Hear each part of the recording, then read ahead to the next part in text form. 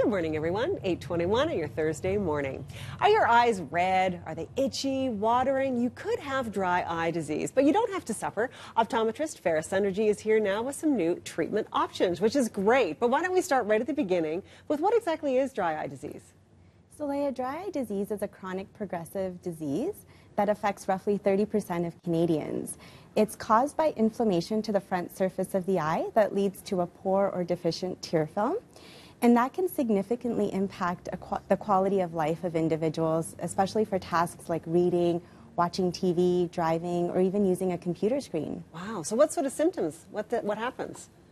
So the signs and symptoms can include any of the following: redness to the eye, itching, a stinging or burning sensation in the eyes, a sandy, gritty feeling, tearing when you go outside, light sensitivity, eye strain, fatigue, headaches, wow, and even blurred vision. That's a long list. Yes. Yeah. But thankfully, there are some treatment options out there, which is great. So first of all, though, how do you diagnose it as dry eye?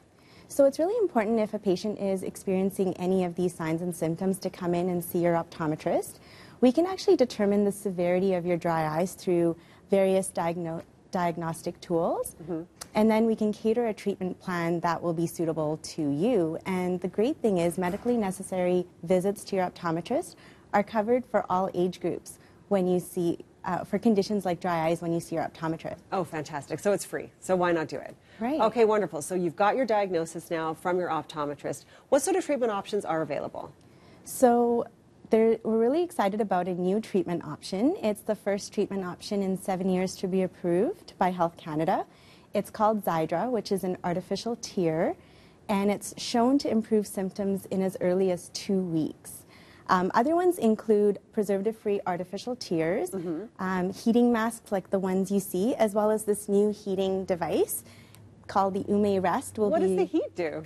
So it actually helps secrete the oil in our oil glands, which is really important for the tear film. So this is going to be launching soon.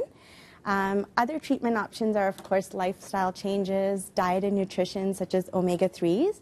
So it's important patients are not self-diagnosing, but rather coming in and seeing their optometrist. And again, we can determine a good treatment plan based on all of these treatment options. Okay. And a lot of these treatment options do take time to work, and they need to be monitored. Okay, so what does that look like when you say time to work? Does that mean like 2 or 3 days or 2 or 3 weeks, or what do you mean? So the inflammatory process to calm that down takes about 90 to 120 days. Oh. So we're looking at least 3 to 6 months of treatment for sure to see a lot more improvement. Okay, so would you suggest if people are only having really minor symptoms to still come and see their optometrist to get this process started? For sure, because it's the minor symptoms that can get worse.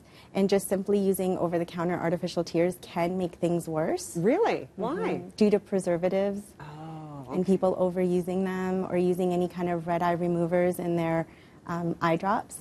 Okay, so you really need to know what you're doing, right? Yes, Exactly. for sure. Which is why you want to see your optometrist. Definitely. Wonderful. Farrah, thank you so much. This is great information.